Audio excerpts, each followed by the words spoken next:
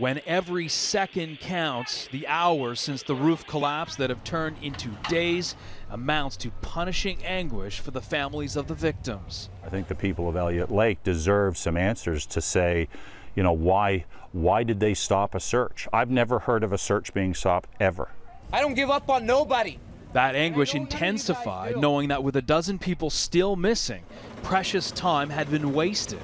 You don't mobilize heavy equipment 4 days into it. That call should have gone out 3:30 Saturday. And the next is, what equipment do I need? I need everything. I've got a mall that's collapsed. I need everything to be able to respond to this. Roger Tickner has led numerous search and rescue operations over the years, including the collapse of the Uptown Theatre in downtown Toronto, which killed one person, but many others were rescued. We knew there was one, but we didn't know how many, and it was an unstable second floor scenario where it could have all, caved in. In the case of the mall at Elliott Lake, Tickner says the Premier made the right decision to intervene and order the rescue mission to continue.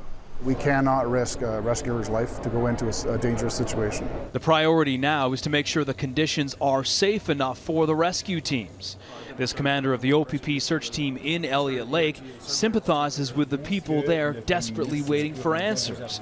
He says his team of a dozen rescuers will do the best they can.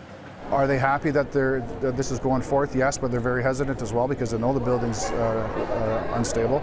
So that's the reality of the situation in Elliott Lake right now, a dangerous situation that could become even more so.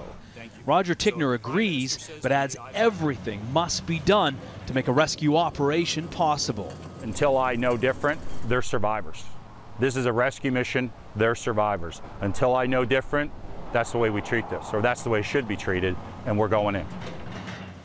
So there will be plenty of time to reflect on what should have happened. Right now, everyone agrees the focus needs to be on not wasting any more time in trying to find potential survivors. Of course, the big criticism tonight seems to be the red tape that has slowed the rescue process. You were in Haiti after the earthquake. In some cases, you saw those rescuers with their bare hands going to work so that they wouldn't waste any time. Can we draw any comparisons here?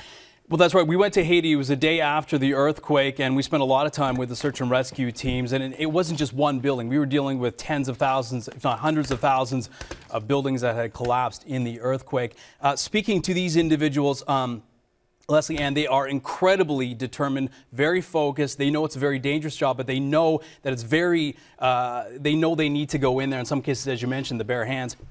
In one case, Hotel Montana, there were 200 people trapped underneath the rubble. The good news, and hopefully the people of Elliott Lake will take some comfort in this, there were dozens of people rescued days after the earthquake, and in one case, there's a 62-year-old woman, actually one of the owners of the hotel, who was rescued more than 4 days after the earthquake. And apart from being a little dehydrated, she was actually in very good condition. So hopefully there's some good news stories that come out of Elliott Lake like this. All right. Thanks, Antony. You're welcome.